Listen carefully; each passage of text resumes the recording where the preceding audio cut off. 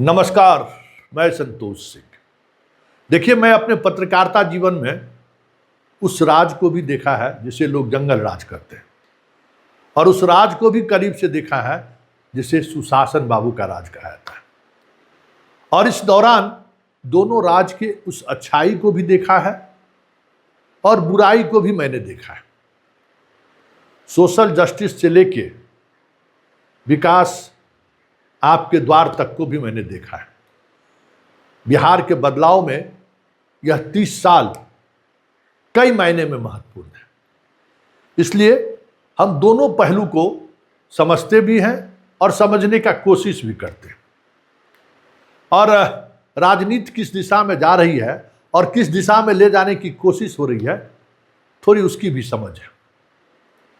मैंने ब्रिज बिहारी के पुण्यतिथि के मौके पर जो जायसवाल समुदाय का जो जाति का जमावड़ा हुआ था, उसको लेकर हमने सम्राट चौधरी पर एक टिप्पणी की थी कि आपको नहीं जाना चाहिए था। बड़ी जायसवाल समाज में इस बात को लेकर गुस्सा है, नाराजगी है कि संतोष सिंह सामंती हैं और ब्रिज बिहारी सामंतों के खिलाफ लड़ा है, इसलिए इनको कुलबुलाहट होने लगी। बहुत अच्छी बात है। देखिए, आपकी क्या मजबूरी है, हम समझते हैं, राजनीतिक मजबूरी। क्यों ब्रिज बिहारी जैसे लोगों को आप फिर से महिमा मंडित करना चाहते हैं? क्योंकि आपका स्पेस धीरे धीरे बिहार की राजनीति में खत्म होती जा रही है जब से जातीय जनगणना आई है। तो वो आपकी समस्या है। मेरी समस्या ये है कि इस तरीके की राजनीति को फिर से अगर आप स्थापित करने की कोशिश करते हैं तो नुकसान आपको भी होगा। ब्रिज बिहारी कहीं से भी सामंतों के खिलाफ लड़ाई नहीं लड़ा है। मैं दावे के साथ कह सकता हूं, आप ब्रिज बिहारी को नहीं जानते हैं जितना मैं जानता हूं। ब्रिज बिहारी के हर उस कृत्य को मैं जानता हूं जो शायद आप नहीं जानते हो।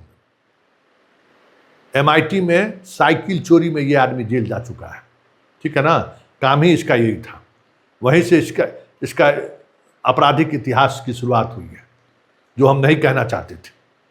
लेकिन जब आप लोगों ने कह दिया कि महात्मा गांधी की भी आलोचना इसलिए होती है कि वो बनिया था, और ब्रिज बिहारी को भी की आलोचना इसलिए हो रहा है कि उसने सामंतों से लड़ा है। कभी सामंतों से नहीं लड़ा है।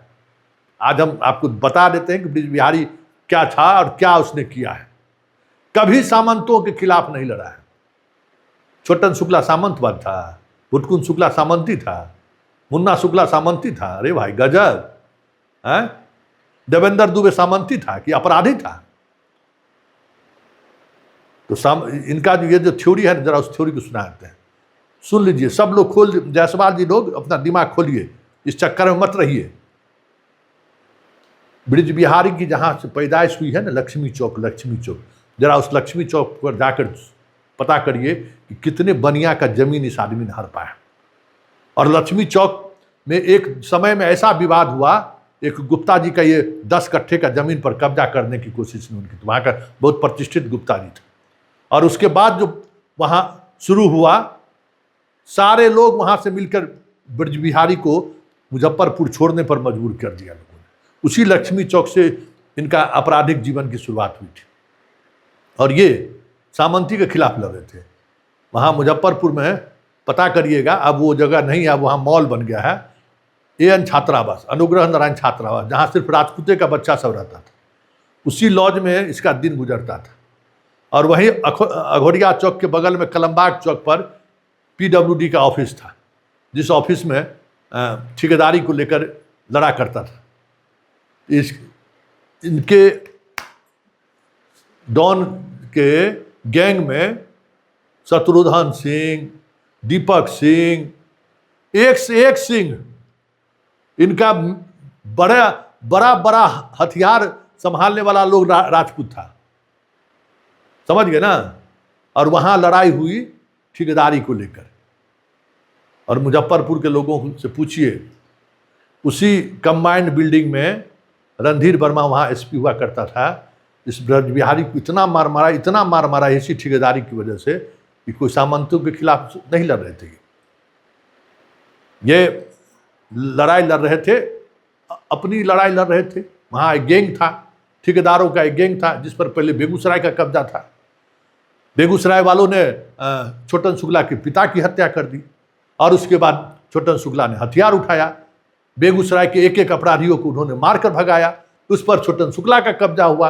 और जब छोटन शुक्ला का कब्जा हुआ तो लालू के दौर में उस कब्जा को तोड़ने के लिए छोटन शुक्ला और ब्रज बिहारी आमने सामने हो गए और उसी आमने सामने में गैंगवार हुआ और दोनों तरफ से लोग मरे। तो इसमें सामंत की लड़ाई कहाँ है भाई?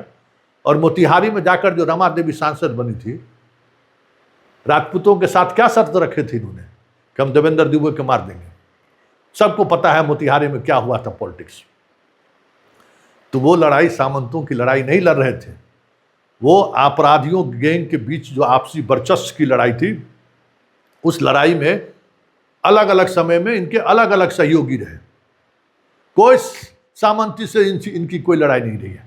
ठेकेदारी को लेकर लड़ाई रही, कब्जा करेंगे और कंबाइंड बिल्डिंग पर मेरा कब्जा होगा तो कलमबाग चौक पर मेरा कब्जा होगा, जुरन छपरा में मेरा कब्जा होगा, यही कब्जा की लड़ाई थी। और उसमें भूमियार और नॉन भूमियार एक साथ हुआ करते थे।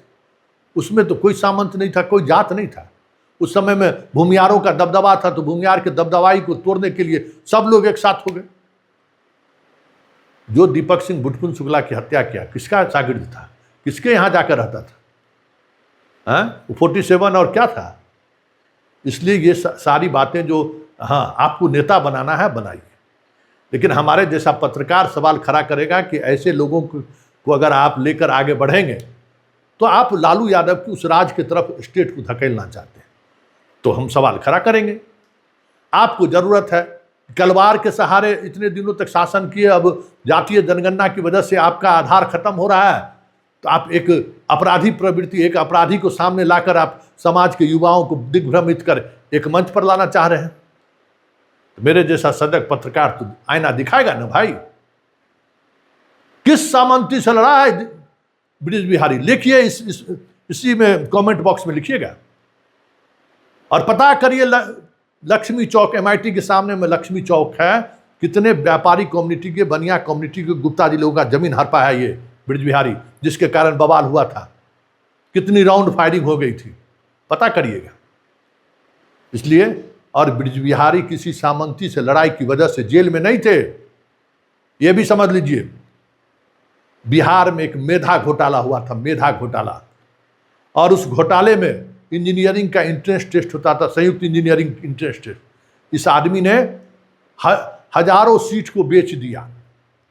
पूरे उस समय में बिहार और झारखंड एक राज्य था, पूरे राज्य में सड़क पर बच्चे उतर गए, छात्र उतर गए, जबरदस्त हंगामा हुआ। CBI जांच देने को लालू यादव मजबूर हुए और CBI जब जांच शुरू किया, जिसको 10 नंबर था उसको इन्होंने 100 नंबर कर दिया, जिसको 20 नंबर था उसको 120 नंबर करवा दिया। सारे के सारे लोग जेल चले गए। तो ये आदमी किसी सामंती के हत्या में जेल में नहीं थे। बिहार में पहली बार ऑर्गेनाइज तरीके से ये जो कहते हैं ना सॉल्वर गैंग का काम, इसका नींव रखने वाला ब्रज बिहारी है। और उसने हजारों छात्रों के भविष्य के साथ खिलवाड़ किया और उसी मामले में CBI के कस्टडी में ये था, जिस समय में इंदिरा गांधी आयुर्वेदिक संस्थान IGMS में इसकी हत्या हुई थी। इसलिए इसकी लड़ाई न सामंती से था, न ही इसकी लड़ाई किसी विचारधारा से था। इसकी लड़ाई सिर्फ और सिर्फ उस वक्त का जो टेंडर वार हुआ करता था, ठेकेदारी युद्ध, बस उससे था। और उसमें उस गैंग में सब लोग थे। बुटकुन शुक्ला के साथ बनिया लोग नहीं था क्या? इनके साथ जैसे सबर लोग थे, उसके साथ उनके साथ व्यापारी लोग भी थे। कोई कास्ट के नाम पर कोई गैंग नहीं कि वहाँ चल रहा था। हर गैंग में हर जाति के लोग थे और वहाँ काम क्या था? टेंडर मैनेज करना, टेंडर मैनेज करना। मुजफ्फरपुर उत्तर बिहार का सबसे बड़ा हब माना जाता था। PWD और बाकी जितना जल संसाधन विभाग, सभी विभाग, इसलिए वहाँ गुत्थम गुत्था होते रहे।